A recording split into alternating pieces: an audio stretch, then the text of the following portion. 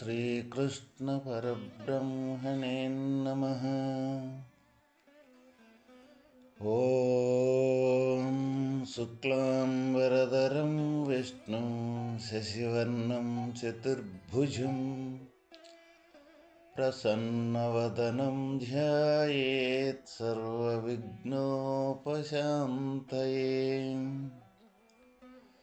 శ్రీ భగవద్గీత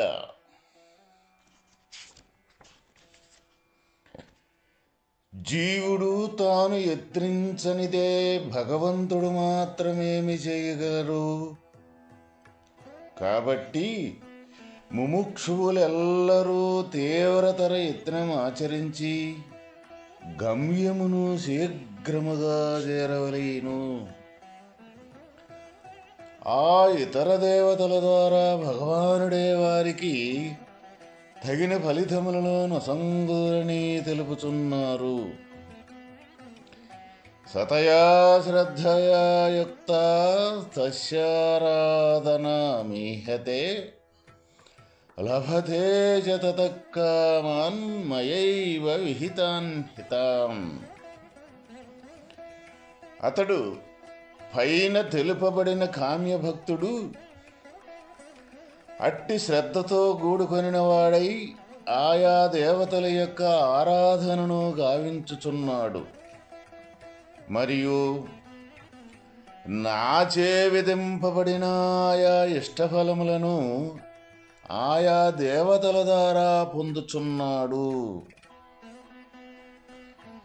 ఆ ప్రకారముగా భగవంతునిచే స్థిరపరచబడినట్టి శ్రద్ధతో గూడుకొనిన వాడై ఆ భక్తుడు ఆయా దేవతలను ఆరాధించుచు తత్ఫలితముగా వారి నుండి తన ఇష్టఫలములను పొందుచున్నాడు.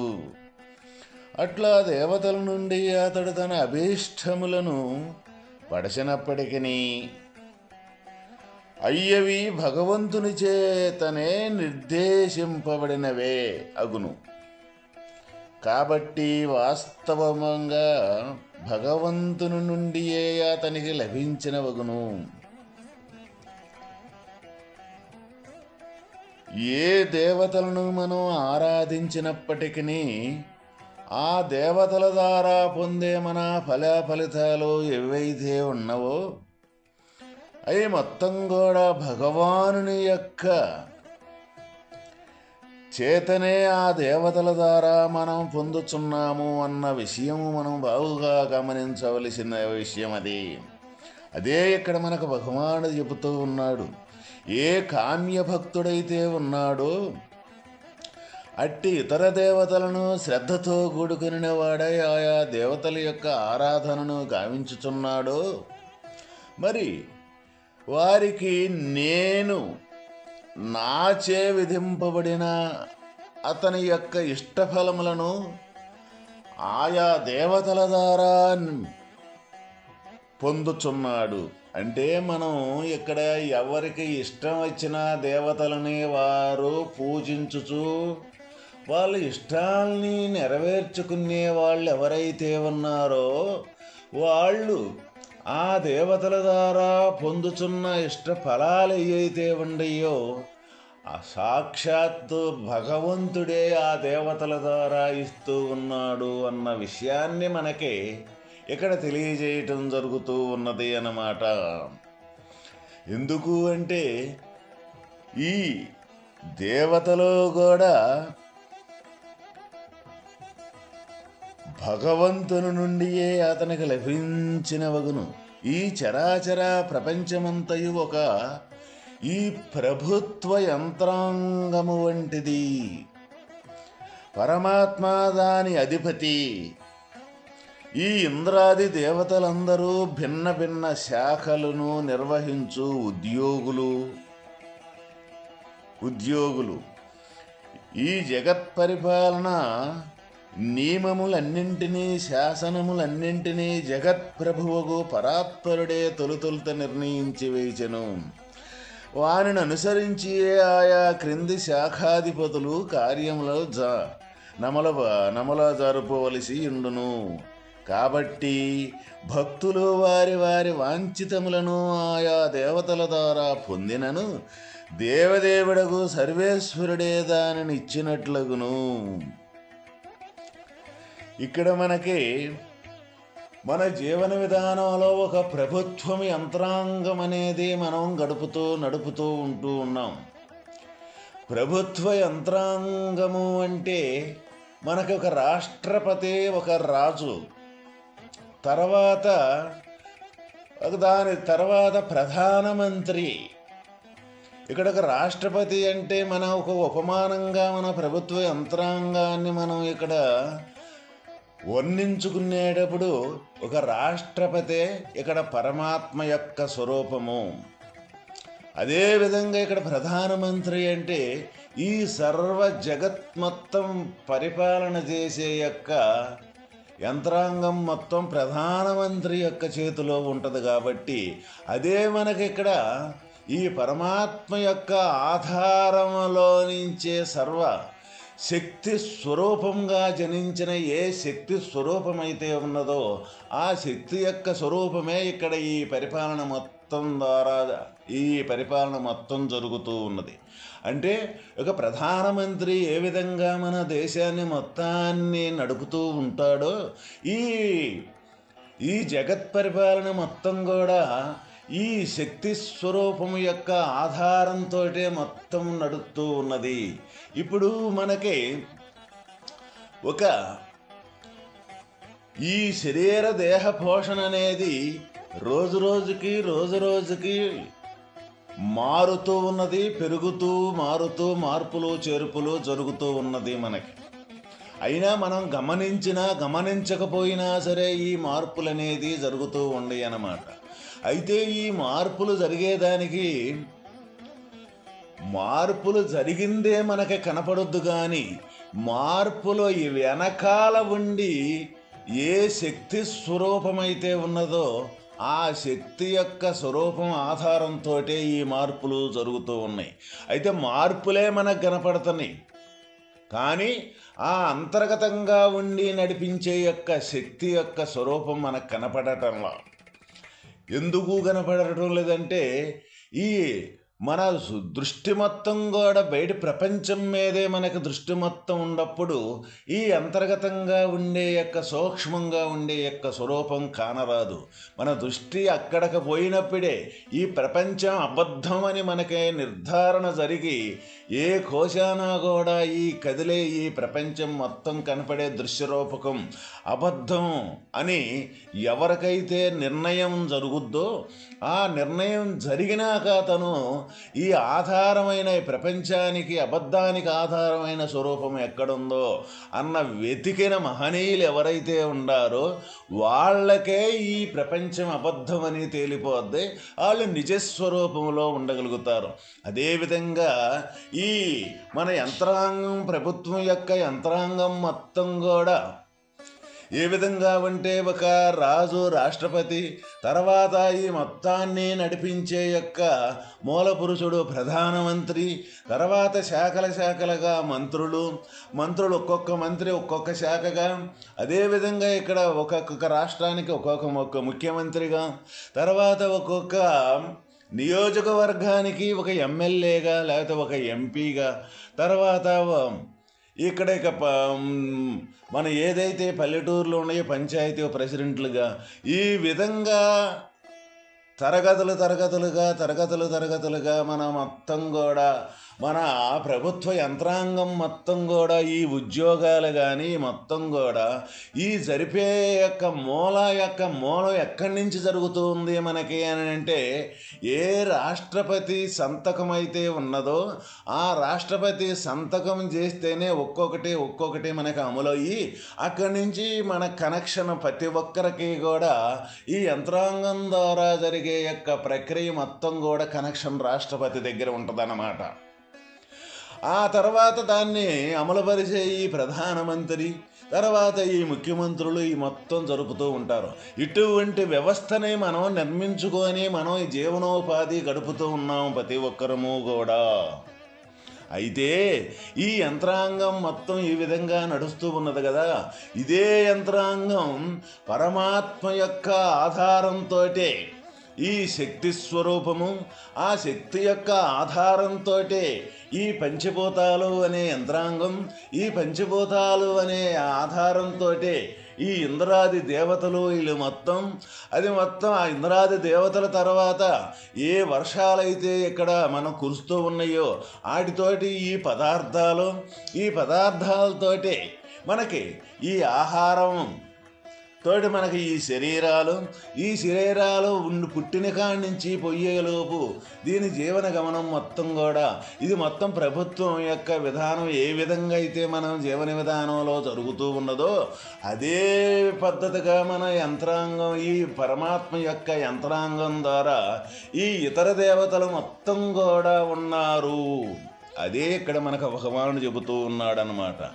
మనకి సాక్షాత్తు ఆ పరమాత్మ యొక్క స్వరూపంతో ఇది మొత్తం జరుగుతూ ఉన్నది అన్న విషయం మనకి తేటతెల్లంగా తెలియాలి అంటే ముందు మనం చేయవలసిన పని ఏంటిదంటే ఈ శరీరంలో అంతర్గతంగా ఇటు అతి సూక్ష్మంగా ఉండి ఈ జరిగే ప్రతి ఒక్క క్రియకి ఆధారమైన స్వరూపం ఏ విధంగా ఉన్నదో అన్న సంగతి మనకు ప్రత్యక్షంగా గోచరం కాందే. ఈ సర్వవ్యాపకమైన ఈ సృష్టి మొత్తానికి కూడా ఆధారమైన పరమాత్మ స్వరూపమని మనకి తెలియదు. అందులో కూడా మనస్వరూపం కూడా పరమాత్మ అయిన సంగతి మనకు తెలిసినప్పుడే ఇక ప్రతి ఒక్క క్రియ, ప్రతి ఒక్క కదలిక, ప్రతి ఒక్క విధానం మొత్తం కూడా ఆ దైవం యొక్క ఆధారంతో జరుగుతూ ఉన్నది అన్న విషయం మనకు తేటతెల్లమవుతుంది. అదే మనకి ఇక్కడ తెలియజేస్తూ ఉన్నారనమాట. మనం ఆ విషయాన్ని మనం తెలియక ఇక్కడ ఏం చేస్తూ ఉంటామంటే మనచే నిర్మింపబడిన ఏ ఇతర దేవతలైతే ఉన్నారో ఆ దేవతలని మనం ఒక్కొక్కరికి నచ్చిన దేవతలను మనం పూజ చేస్తూ మనం దాని ద్వారా మన ఇష్టమైన ఫలాల్ని ఏవైతే కోరుకొని ఆ ఫలాల్ని మనం ఇక్కడ పొందుతూ ఉన్నామో అది వాస్తవకంగా ఆ పరమాత్మ యొక్క ఆధారంతో ఈ దేవతల యొక్క ఆధారంతో మనకి ఈ ఇష్టమైన ఫలాలు ఈ మొత్తం జరుగుతూ ఉన్నది అనే విషయాన్ని మనకి ఈ శ్లోకం ద్వారా తేటతెల్లంగా మనకు తెలియజేయటం జరుగుతూ ఉన్నది. ఇక మనం దీన్ని బట్టి మనం గమనించవలసిన విషయం ఏమిటి అంటే ప్రతి ఒక్కరము కూడా మన మనోభావాలు ఏవైతే ఉన్నాయో, మన జ్ఞానం ఏదైతే ఉన్నదో ఈ జ్ఞానం ద్వారా మనం ఎంత ఎదిగామో ఈ పరమాత్మ వైపు మరలేదానికి అన్న విషయాన్ని మనం ప్రతి ఒక్కరం కూడా విచారణ చేయాల్సిన అవసరం ఎంతైనా ఉన్నది అన్నమాట. ఎందుకు అంటే ఈ జీవితం అనేది దుర్లభమైనది. ఏ రోజుకి ఈ జీవితానికి ఎటువంటి పరిస్థితి తయారవుద్దో మనం ముందుగా ఊహించలేం. ఎందుకు అంటే ఈ జీవితం అనేది, ఈ శరీరం అనేది మన చేతుల్లో లేదు. ఏ రోజుకైనా ఇది ఎటువంటి ఆపత్తులు దీనికి తయారవుతాయో మనం ఊహించని అవసరం లేదు. ఎందుకు అంటే ఒకవేళ ఊహించినా కూడా మనకు అనేక రకాల సంఘటనలు మనం ఈ ప్రపంచంలో చూస్తూనే ఉన్నాము. అయితే ఆ సంఘటన మనకి ఏమనిపించుద్దంటే అది ఎక్కడో అక్కడంట్లే, దేశంలోనంట్లే, అక్కడ ఊర్లోనంట్లే, అది ఎక్కడోనంట్లే అనుకోని మనం దాటేస్తూ ఉంటాం. కానీ అటువంటి సంఘటనలను ఎప్పుడైనా ఎక్కడైనా ఏ విధంగానైనా రావచ్చు. అయితే ఏంటిది, ఈ శరీరం ఉండంగానే వాస్తవమైన పరమాత్మ దరి చేరటమే వాస్తవమైన మానవ జీవితం యొక్క కర్తవ్యము. అందువల్ల ప్రతి ఒక్కరము కూడా ఈ వాస్తవమైన భగవతత్వాన్ని మనం పొందాలి, భగవంతుణ్ణి చేరుకోవాలి. భగవంతుని ద్వారా ఈ సమస్తం మొత్తం జరుగుతుందన్న విషయాన్ని సంపూర్ణంగా తెలుసుకొని మన ఈ ప్రపంచానికి సంబంధించిన ఏ అంతర్గతంగా ఈ చిత్తంలో ఉండ వాసనలో సమూలంగా ఎవరమైతే మనం తీసివేయగలుగుతామో ఇక మరలా మళ్ళీ ఈ జన్మ అనేది లేదు అని నిర్ధారణ ఇప్పుడే జరిగితే ఇక మళ్ళీ మరు జన్మ అనేది కూడా మనకు లేకుండా పోయేదానికి ఆస్కారం ఉన్నదన్నమాట. అక్కడికి మనం చేరుకున్నామా లేదా అని ప్రతి ఒక్కరము బాగా విచారిస్తే ఇది మనలో విషయమే, మన విషయమే, మనకు సంబంధించిన తత్వమే. భగవంతుని యొక్క తత్వం అంటే ఎక్కడో ఏదో ఇంకొకసారి ఆడో ఉన్నాడు దేవుడు, మనం ఎక్కడో ఉన్నాము. కాబట్టి మనకి ఇక ఆ దూరానుండ భగవంతుడు మనకి ఎట్లా కనపడతాడు అనే మనకి ఈ అనేక రకాల ప్రసంగాల ద్వారా అనేక రకాల మనం ఎన్నో రకాలుగా మనం అపోహలో పోతూ ఉంటాయి. వాస్తవంగా భగవంతుని యొక్క స్వరూపం కన్నా దగ్గరైన స్వరూపం ఈ భూ ప్రపంచం మీద రెండోది లేనే లేదు. రెండవది ఉంది అంటే భగవంతుని యొక్క ఆధారంతో తయారైంది తప్ప ఉండేది ఒకటే భగవంతుని యొక్క స్వరూపం. అదే మన అంతర్గతంగా ఉండే యొక్క ఆత్మస్వరూపమే. అది పరమాత్మ మన బయట ప్రపంచానికి బయటికి వెళ్ళినప్పుడు పరమాత్మగా ఉంటుంది. ఇప్పుడు మనం అటువంటి అనుభూతి మనకు పొందందే ఈ జన్మ కడతేరదు. ఎవరికైనా సరే తప్పనిసరిగా అటువంటి స్థితిని పొందాలంటే ఏ భక్తి అయితే ఉన్నదో భగవంతుని మీద, దాని తీవ్రతర సాధనలో ఈ మార్గాన్ని బాగా అవలంబించి భక్తి ద్వారా కానీ ధ్యానం ద్వారా కానీ ఏ మార్గమైనా సరే ఆ మార్గంలో భక్తి అనేది తప్పనిసరిగా ఇమిడే ఉంటుందన్నమాట. భక్తి అంటే నేను లేను, నాది లేదు, ఉండేది సర్వం నువ్వు తప్ప వేరేది లేదు అన్న భక్తి ఎవరికైతే వదలకుండా ఉంటుందో అది ఒక రోజుకి ఒక పూటకి తప్పనిసరిగా అక్కడికి చేరుకునే యొక్క మార్గం మనకు తయారవుద్ది. అందువల్లే ఇక్కడ పెద్దలు మనకు అనేక రకాలుగా చెప్పి కూడా విషయాన్ని ఎవరిది వాళ్ళకే వదిలేశారు.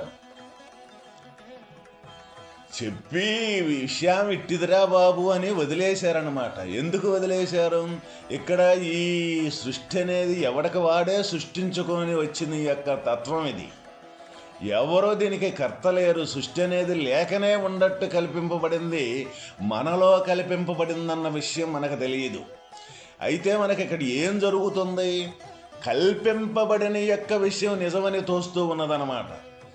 ఎప్పుడైతే ఈ కల్పింపబడిన వస్తువు నిజమని తోస్తూ ఉన్నదో అది నిజం కాదు, అబద్ధం అంటే ఉండేది పరమాత్మ యొక్క స్వరూపమే. ఎందుకంటే ఏది కల్పింపబడింది? కొద్దిసేపు ఉండి కొద్దిసేపు లేకుండా పోయేది ఏదైతే ఉందో అది కల్పింపబడింది. మరి ఇక్కడ మనకి ఈ అవస్థలు మూడు ఉన్నాయి: జాగ్రత్త, స్వప్న, సుషుప్తి. ఈ మూడు అవస్థల్లో కూడా మూడు రకాలుగా మారిపోతూ ఉన్నాయి. అంటే ఈ కల్పింపబడినయే కదా. మరి ఈ కల్పింపబడినవి అన్నప్పుడు ఈ మూడింటికి మిగిలిన వస్తువు పరమాత్మ యొక్క స్వరూపం ఎప్పుడు మన అంతర్గతంగా సాక్షి రూపకంగా ఈ మూడు అవస్థల్ని చూస్తూనే ఉన్నాడు.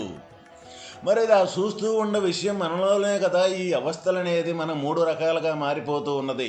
మనమైతే ఈ మారిపోతూ అమ్మటే నిజం అని పోతున్నామా, లేదా ఈ అవస్థలుగా మిగిలిండే యొక్క స్వరూపంగా మనం నిలబడగలిగి ఉన్నామా? ఇది మనం ప్రశ్నించుకోవాల్సిన విషయం. ఇది ప్రతి ఒక్కరిది ఎవరి కాళ్ళదే సంబంధించింది. ఎప్పుడైతే ఈ మూడు అవస్థలకి మిగిలి ఉండాడో తప్పనిసరిగా భగవంతుని దగ్గరికి కనీసం చేరుకున్నట్టేను. మిగిలి ఉండటమంటే ఏంటిది?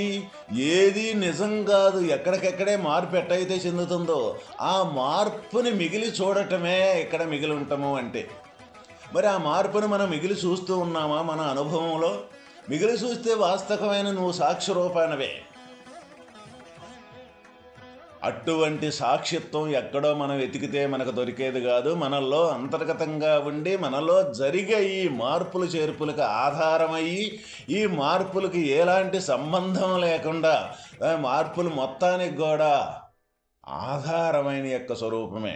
అందువల్ల ఇక్కడ భగవానుడు మనకేం చెబుతున్నాడంటే ఈ సర్వసృష్టి ప్రతి ఒక్క దేవత కూడా ఒక ప్రభుత్వం యంత్రాంగం వంటిది అని మనకి ఇక్కడ తెలియజేయుచున్నారన్నమాట.